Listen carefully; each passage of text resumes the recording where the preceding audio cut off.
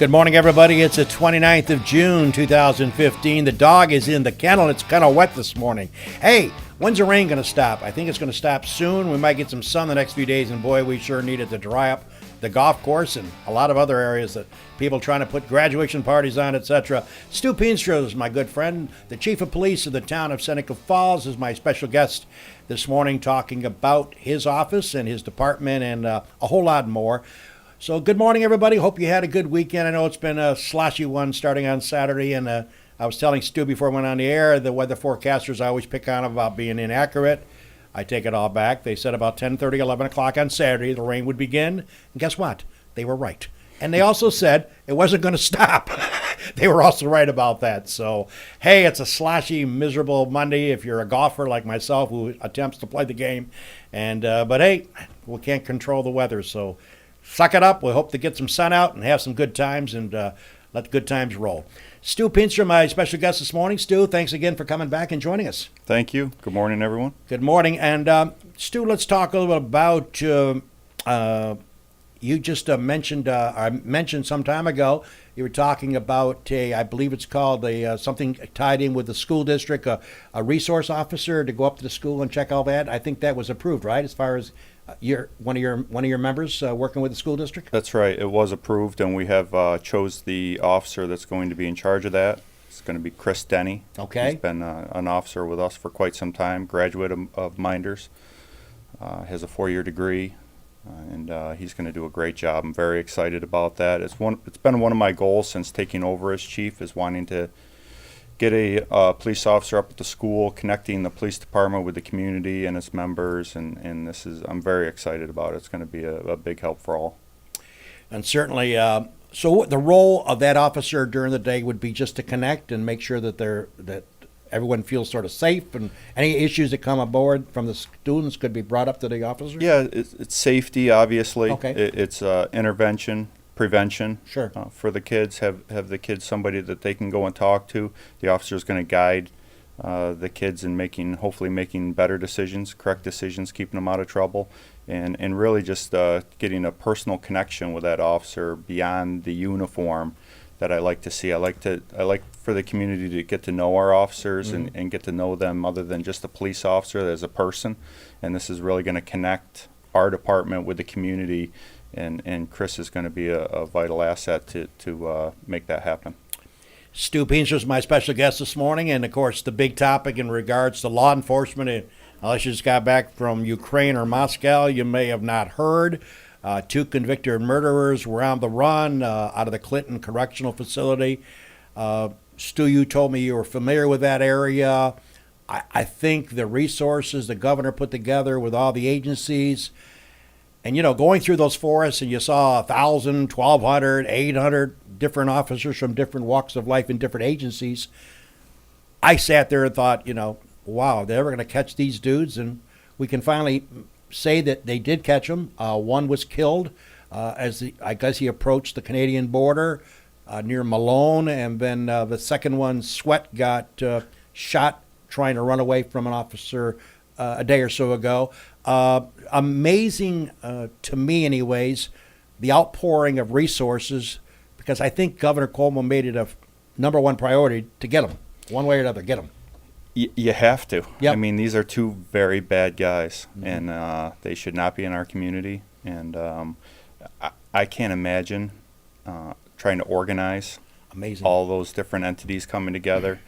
But they did, and whoever organized that and the command post did a fantastic job, and hats off to them for catching these 2 guys and getting them out of our community before they were able to get away, because these are 2 people that need to be locked up. What's mind-boggling to me, Stu, and of course, having gone through Auburn Correctional Facility years and years ago, getting a tour, and I was amazed at the closeness that the guards watch the inmates, because that's a maximum security prison, as you all know. Mm-hmm. And people kid me about people who live in Auburn, New York. They don't even know it's there. It's been there so long. It's pretty scary. Yeah. And there's some bad dudes inside of that facility.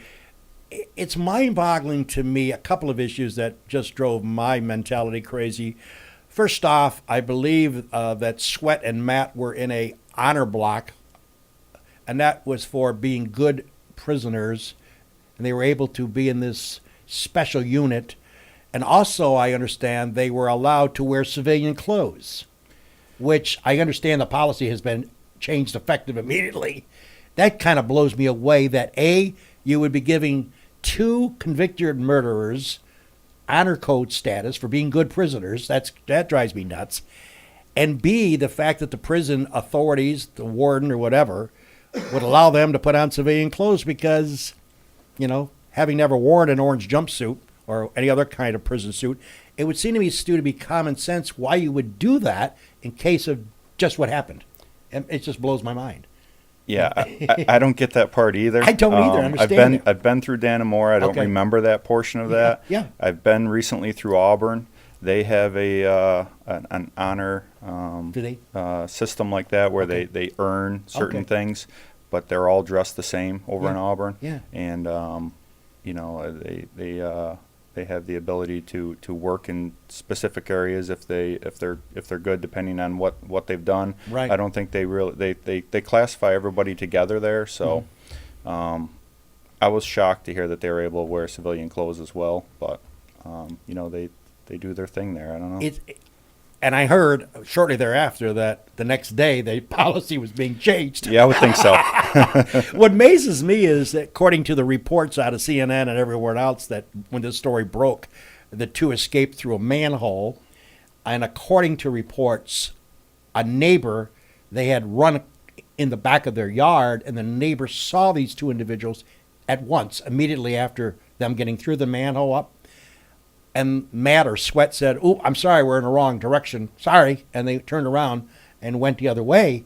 And my thought process, even though I have a minder's mentality back in the 60s, of thinking if you had an orange jumpsuit on, you and me and Jimmy would be calling up 911. Yeah. You would think. Well, they worked in the tailor shop, Yeah. so who knows what they had with them, and they were able to put together the dummies for inside their beds with Scary. human hair, and it's the prisons are amazing places. They really are. They're very intriguing to me. Yeah. For a long time, and going in and seeing how they work internally is amazing. So they do certain things to keep control. Right.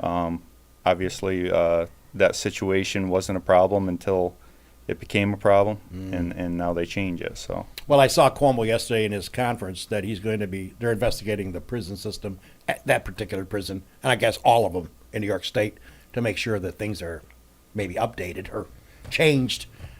It's amazing to me that these 2 individuals got out of a place like that. Like I said, I've been in Dannemora, I've been in Auburn, and how you could get out of those places is beyond me. They definitely had help, for sure. Oh, man. I think the classic line was the work that Matt and Sweat went through, folks, talking to Stu Peenstra, chief of police in the town of Seneca Falls, about the story that has captured literally the nation, especially New York State, to drill and to go into those lanes and those pipe fitting areas and to drill. And I know they got help from the lady, Mitchell, and now they arrested a correction officer. It's a movie to be made, obviously. It's going to be made, no doubt. I understand they're even casting as we speak. This definitely will be a movie down the road. It's just mind-boggling that somebody in the command area would have figured this out, but maybe not. I mean, it was well thought out. It is truly amazing. Once in a lifetime thing, and these things that they cut through, these pipes, they're thick. Yeah. So that's not like your average Home Depot saw that you're cutting into. These are from what I'm being told, 1/4 inch, 3/4 inch thick pipes that they cut through. So to me, I don't know the whole story either, but they got some help. Well, I think one of the classic lines was the governor when he was in the prison after the break took place. Stu and Jimmy, when he went up to a couple of prisoners that were in cells nearby and approached the cell and looked in at prisoner A, prisoner B, and said, "You guys must be heavy sleepers." Right. Yeah. Meaning, hey. Yeah, they didn't hear a thing. Right? No, it's unbelievable. Well, hey, New York State's better off for it. One is dead.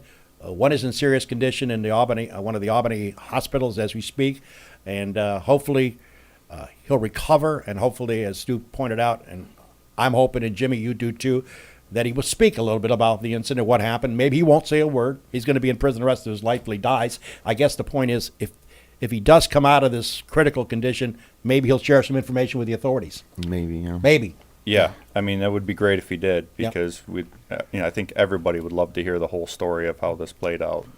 One question I have is, let's say that one of these convicts was spotted in Waterloo or Romulus. Immediately, we're mobilizing Seneca Falls PD, Waterloo PD, the sheriff. How exactly does that work? Do you get commands from the highest level at the state at that point to have all hands on deck? Or Yeah, everybody would have to come together. We would have to have resources coming in federally and such. And the funny thing is when they were looking for these two people, we did get reports of sightings that we followed up with. Oh, yeah, and, I'm sure. As they did everywhere. Right. Yeah. But we did get reports and calls for possible sightings here in Seneca Falls. Pretty amazing. So, yeah. Wow. We're all New York citizens, and boy, I'll tell you what, we're all resting a little bit easier this morning. Yeah. I mean, the last thing I wanted to have happen is later on find out that the two inmates, walked through Seneca Right in Falls our at some point in backyard, time, underneath our noses. So I certainly didn't want that to occur here. So. Another question I had was, let's say that they are able to cross the border to Canada, Vermont, or Pennsylvania. At that point, does it become just so difficult to continue to track them? Because is there would, for instance, the New York State Police still be able to continue the manhunt into another state, or do they have to completely turn that over to the? Good question. No, they are able to continue in their search. It's not like I joke when if any of you remember watching the Dukes of Hazzard, when they get to the county line. Right. They turn around. They had to stop, and the Duke boys kept on going. That's right. That's right. It doesn't quite work that way, but that's a good point. I remember that. Yeah. I loved that show when I was a kid. I'll tell you, folks, you got to admire Cuomo and admire the law enforcement, and it's ironic that Stu's in this morning.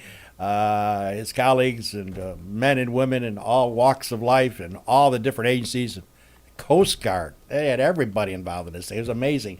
And well, there's a legitimate danger going on there because these kudos. guys are desperate. They've shown that they will kill somebody. Yep. And so when they're placed in a position where they're cornered, the public was certainly at risk, but also the law enforcement was in big time risk, especially once these guys acquired weapons. Yeah. Yeah, I was really worried when they were breaking into all these small hunting camps that some, individual is going to go back to their camp and walk in the door, and exactly. it would have been bad for them for sure. So.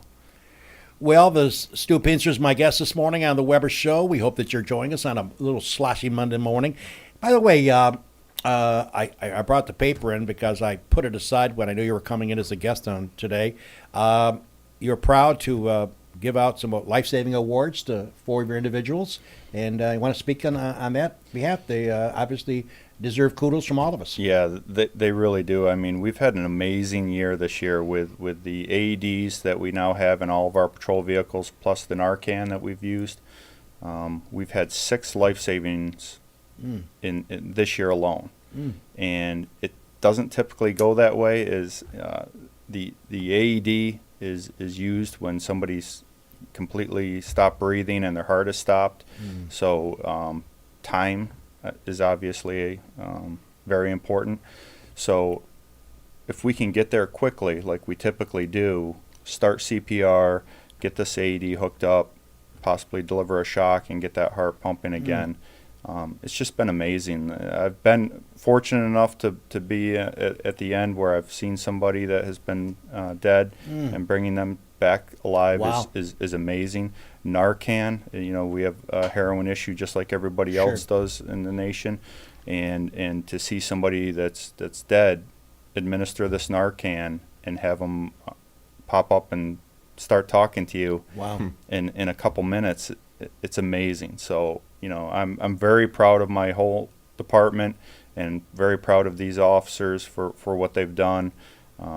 I think Officer Reynolds is on his 9th life saving for our department in our history in 15, 16 years. He is a a big medical background, and he's the officer that you want on scene when there's a medical emergency for sure. And of course, it's Sergeant Michael Poole, right? That's right. As well. Yep.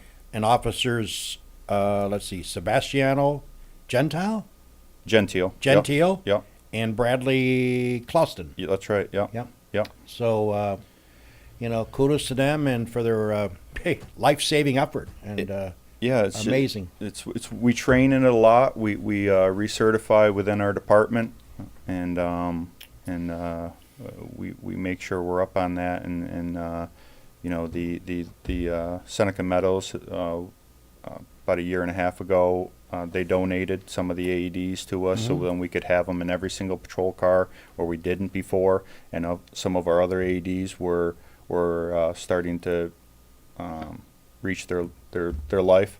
So now we have all new AEDs in the vehicles, and it's an amazing thing. Yeah. Especially you guys are always first on the scene. You're the first one there. We are typically, 99% of the time we are. We're fortunate that we can get to everyone in the community quick enough, and if we can do that, why not? Exactly. Oh, no, it's great. So. Stu Peenstra is my special guest this morning here on the Weber Show. Hope you're having a good Monday. We'll take our commercial break, hear from our great sponsors to make this show possible. We'll come back and talk to them about other issues involving the police department. We'll be back after this break. Cayuga Lake National Bank, Bill Ryan and his team for all of your banking needs. Offices in Union Springs and Aurora. A fine sponsor of this show for over 30 years. DA Liquors, Seneca Falls. Amy Padula and her great team will find that right spirit for you every time. Tell Amy the dog sent you. Cicino's. Live, laugh, eat well. It's the Italian way. It's also the Cicino's way. Place your order today at Cicinos.com. Locations, Main Street, Waterloo, and 401 Exchange Street in Geneva. Steve Wadhams, Wadhams Enterprises, your employer of choice. Proud supporter of this show and local athletics.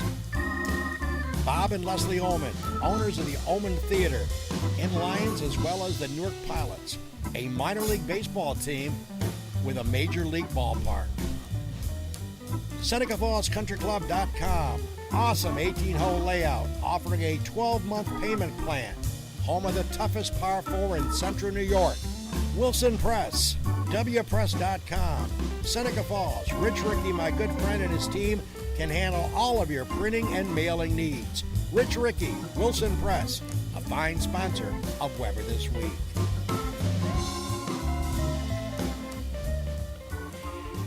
Hey, a couple of notes before we get back and talk to Stu to wrap up our show here. It's closing in on 10 minutes to good old 10 on a Monday. Just a reminder, if you're a Major League Baseball fan, you certainly got to be excited. If you're a St. Louis Cardinal fan, they are just playing phenomenal baseball. They wiped out the Cubs again last night. They do it every year. It seems like the Cardinals just do it. They get rid of some people. They bring in some new kids. Amazing franchise. Of course, that investigation about them hacking the Houston Astros, that still is about to be announced, I guess, somewhere down the road, whether it'll be penalties incurred. I don't know about you, but I'm looking forward. I don't know about Stu, big football fan maybe. The Tom Brady issue, I have a gut feeling. I told some of my buddies the other night having a drink that I think they're going to cut the suspension from 4 to 2. We'll see what happens on that. Commissioner Goodell is supposed to make an announcement hopefully the next week or so, whether or not he is going to lessen that penalty. I don't see him moving 4 to 0. I got a feeling he's going to cut it to 2. We'll see what happens on Tom Brady and the great Deflategate. It's pretty amazing. Red Sox, if you're a Red Sox fan, you got to be wondering what's going on with that franchise. They have been playing pretty woeful baseball. I see they did win yesterday. Tampa Bay just blows my mind. You look at that stadium. I've been by that. I've been in it once when I was down visiting my dad, and he's up in heaven today. But I got to admit, I just can't get over the fact that I look at that team, and I've been following sports since I was 7. At 63 years, I can't recall, except Longoria, any other player on that team. They really just don't impress you watching them. But they win. It's amazing. They got good pitching, and they seem to win a lot of baseball games. And, Jimmy, they do it with mirrors. It's scary, the Tampa Bay franchise. And for the most part, they only draw 15,000 people. That's not a lot of people for Major League Baseball. So a lot of people are talking about them moving that franchise. But give kudos to Tampa Bay. It's just mind-boggling. Yankees up and down. They look good. They look bad. They lose 2 out of 3 to Philadelphia. Worst team in baseball. Sandberg resigns as the manager. Best thing he could have done. It's not the manager's fault. They don't hit. They don't pitch. You're not going to win too many games. Yankees just seem to be, I don't know, they look good one night and they don't look too good. I'm still upset with Sabathia. They gave him that 10-year deal, $24 million a year. Folks, he's not worth $24. I don't think he could get Jimmy out. Maybe. It would take a while. My point is $24 million that guy's making. And, oh, by the way, he gets it for the next 3 years, too, after this year. He's pitching terribly, and he's at $24 million guaranteed money for the next 4 years. So, I don't know. Pretty scary. You'll never – I shouldn't say never. I doubt the Yankees are going to sign anybody to 10-year contracts, Stu, because that ties you up for 10 years at a ridiculous amount of money. Yeah, you would think they would have to earn it year after year. Oh, it's amazing. But every time I see Sabathia throw a home run ball, I think $24 million. Are you kidding me? Yeah. The National League, the Mets are looking good. I'm not a Mets fan. Never been a Mets fan. You got to give them credit. Their pitching looks strong. They've been without their classic star David Wright. He's due to come back sometime. Give the Mets credit. They just swept Cincinnati yesterday, even though that's not a big occasion. But as I mentioned, the Cardinals of Washington, they were floundering early on, Jimmy. They got their act together, led by Scherzer, phenomenal. They got Scherzer out of Detroit. He's with the Nationals. He's pitching phenomenal. And that's the Syracuse affiliation now. Exactly, so yeah. There's a little local rooting interest there with the Nationals. Speaking of baseball, minor league ballpark, minor league baseball team, the Newark Pilots, along with the Major League Park with the Omens. We were there last week with our friends the Lopez's. Had a great night. I tell you, folks, you got to go to Coburn Park in Newark. It's a classic evening. Lots of good baseball food. Sausage, hot dogs, hamburgers. You can have a good time. Got Cold a good beer. team this year, too. They got a nice team. Also, a new team in the Perfect Game Collegiate Baseball Yes. League, and Victor, the Victor yeah. Rail Riders. By the way, Newark is off. A lot of away games this week. They're home this coming Thursday night. They take on Utica. Again, I tell you every week, you want to take your son or your daughter, your wife to a baseball game, go to Newark. It's phenomenal. Everything's in order. You can eat off the field. It's so manicured. It's a major league. It looks awesome. The Omens do a great job over there, and the food is awesome, too. So we have a good time over there. So I definitely check it out. And I'm not big on movie reviews, but I must share this comment with you since it is my show. You heard about Ted 2, the movie out. Seth MacFarlane, another masterpiece. I saw Ted. Now Ted 2 is on. It opened up Friday. We went to Geneva with our friends the Lopez's again. Folks, if you can handle the F word, it is used about 64,721 times in this movie, okay? Listen to me. If you're not a big fan of the F word, you don't want to go. If it doesn't bother you, go, because you will cry laughing from the opening scene to the last scene. It is hysterical. Again, the profanity is with a capital P. All right? But it is a funniest. Jimmy, do you like Ted? Do you like Seth MacFarlane stuff? I like the first one. You've got to go see this one. It is hilarious. I mean, it is just Mark Wahlberg, of course, who starred. And by the way, just not to give away the movie, there's a couple of scenes in there with Tom Brady, obviously the quarterback of the New England Patriots. It is flat out funny. But again, I just warn you, if you're not big on swearing and using the F word, it's not your kind of flick. But if you can deal with it, you're going to crack up, because I was actually, Stu and Jimmy, crying, laughing so hard. It's just mind-boggling. What a great show. And but again, the language is an issue. So if you can deal with it, go to it. If you can't, stay home. Stu, I got to tell you, Stu Peenstra is my special guest this morning. He was nice enough to come in, carve out 30 minutes of his busy schedule. Since I've been a resident of this village, now town, for many, many years, I remember when we had the switch over from being a village now to a town, there was speculation and discussion and some rumors and thought process. Would the police department be able to handle, the area as a town versus a village? And not because you're my guest this morning, and I live up on State Street. I got to tell you something. And I was thinking about that before I come in to do the show this morning. I see your cars everywhere. It's amazing. I mean, your police department, and no, I'm not trying to get a free tour of the police department, but my point is, you guys are very, very visible. It's a mind-boggling. There's not too many places that I don't drive around. I go to Waterloo. I go, down Fall Street. I go State Street. I go over the bridge. I go all kinds of places around the area. I see your cars everywhere. So, kudos to you how you got that figured out.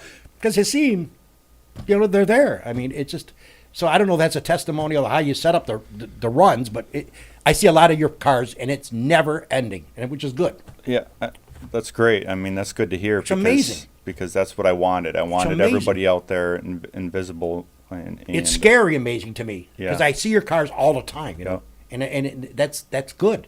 Because it did- was a big concern, as you know. Yeah, we did increase our department by a couple Yeah. officers, but Amazing. I mean, we're handling almost 28 square miles now. Amazing. So, Yeah. and with the addition of getting the internet into Right. our cars too, and allowing the officers to do their paperwork out Right. in the car instead of having to come back to the office where they're not visible, they're not being seen, they're out in a parking lot or things of that nature, updating their paperwork and just being out in the community. Whether they're driving down the street or in a parking lot and somebody decides to put their seatbelt on or put their cell phone down for that moment, who knows if that's saving a life or saving another accident. So that was our big push is being visible, being out there, and being a deterrent to even something as simple as just buckling up or putting your cell phone down or stop texting. We have the addition of the radar trailer now that we're just getting out in the community. So that is that radar trailer actually documents vehicle speeds by the hour. It gives us a breakdown of how many vehicles went past it, their speeds, the average speed, the top speed, and then we're able to deploy our officers to those areas when we're able to determine when they're most needed in that area. So I'm really happy with our department, and everybody's worked hard to try to do a better job for our community, and I believe we're succeeding. I would agree with that. There's been times where I've called up for an officer to come to my apartment to deal with an issue, a minor issue, and the response has been phenomenal. And I must say, I was going to comment about the visibility of the cars. It's mind-boggling. I see them all the time, and that's a good thing. Because if you need somebody, they're there. Yeah, well, that's the purpose. That's the intent, right? So. Yeah. The other thing we're doing now is we have Officer Clear that just got trained in bicycle patrol. I know it sounds kind of strange to get certified in riding a bike, but I mean there's certain things they learn to do as a police officer to so they're safe and they don't get injured. And we're going to have Officer Clear out there on a bike in the community as well, and the things you can see and hear on a bicycle in comparison to in a patrol car is amazing. Right. So he'll be out there riding around on the bike at times. Especially in our business area, is just huge. So that'll be a great addition as well. Well, good, and certainly, again, I appreciate you spending some time with us this morning. I know our time is almost up, but down the road, 6-8 months from now, we'll bring you back and have an update again. It's good to keep you involved, and thank you for being a part of the show. So, no, thank you. All right. Thanks for having me. Well, listen, folks, thanks to Stu for joining us this morning here. And again, they're out there working their best, and they're doing the best job. I know people complain, I got a ticket for a seatbelt violation. Hey, I got one, too, a few years ago. That's stupid, I mean, I went out and tried to get a loaf of bread for my wife and thought I'd get slipped by. Guess what? Didn't work. See, we're everywhere. Hey, and then I tried to talk my way out of it down by the Elks Lodge, and guess what? They're not stupid. They're not there because they're dumb. They had somebody up on top of the hill knowing that I didn't have it on. So when I got to the bottom of the hill, I had it on, but it was too late. So had to pay the fine and live up to expectations. Hey, you know what? They're out there to protect us, and again, I think it's fabulous, the job they do, and I'm speaking just from my behalf, even though I'm telling you that I think they do a great job. And I would say that even if I got a ticket for a seatbelt violation. Hey, folks, reminder, upcoming shows next week, of course, the 4th of July weekend. Myself and Jimmy will be here on the 6th. We're going to invite my buddy Dave Barnick, our friend Dave Barnick, to join us, cover many sports topics. By the way, let's not forget the World Cup soccer, Jimmy. The ladies going against Germany tomorrow. Go USA. Yeah, it'd be nice to see them. USA. Germany's probably the first team that we'll be underdogs against. Yes. And we haven't played great against the teams we played, but Yep. my daughter and her U11 soccer team are all watching all the games. And Yeah, Mary's excited. My wife, she's looking forward to turning it on. I think it's 7:00 tomorrow night, I believe. Yep. All right. And I think that's the coverage is moving from what was it, Fox Sports 1 now to regular Fox. Oh, good. I believe Good. is where you'll find it. So myself and Jimmy, along with Dave Barnick, hopefully Dave will be able to come in next Monday the 6th. And, of course, on the 13th, we are happy to announce that the couple fine folks from the Historical Society, Lorraine Withers and Kay Arlen, will be on the couch talking about their fun days, which they want to talk about here on the show to publicize it. We're looking forward to them coming in on the 13th. On the 20th, we go up to Geneva and bring in the likes of the Ramada in the Geneva area. Of course, my wife and myself go up there once in a while on Sunday afternoon to have a drink and listen to some music. They do a great job live after 5. It's world famous in the area. They usually draw 800 people there. That's after 5 o'clock on Friday nights. They always have bands. It's too many people for me. I get claustrophobia when I have that many people. I like 30, 40 people, not 800. But they do a great job up there, and they have a deal going on Sunday. So we're going to bring in the gentleman who's in charge of entertainment and the bar area, sets up all that, Jason Hagerman, along with their executive chef, Joshua Hurlbert. He will be here, along with Jason, representing the Ramada in Geneva, a hot spot. They'll be on the couch on the 20th of July. The 27th, we bring back the Seneca Falls Country Club general manager, Dennis Lay, who's done a yeoman job down there for all the members, and including myself. He's a good young man, and I had a chance to play golf with him a couple weeks, Jimmy, and I want to tell you something. That kid's got a beautiful, beautiful golf swing. Yeah. He has a classic swing. Not bad. Not bad at all. He reminds me of Tom Weiskopf. Remember Tom? He doesn't know who that is because he wasn't born. I mentioned that to him in the pro shop the other day. But he stands tall to the ball. He's got that nice shoulder turn. Nice golfer. Yeah, absolutely. Him and Bob LaPrade crushed Great guy too. Great guy. Bobby LaPrade crushed myself and Peter Pontius. They showed no mercy on couple old guys. Good for them. Thank you, Jimmy. All right, folks. Thanks again to Stu Peenstra, the Chief of Police of the town of Seneca Falls. We thank him for carving out 30 minutes of what he has a very busy schedule. Take care, everybody. Enjoy your week. Yes, the sun will come out. We're not sure when, but it'll come out. Enjoy the sunlight, and take care, everybody. We'll catch you next week here on Weber This Week.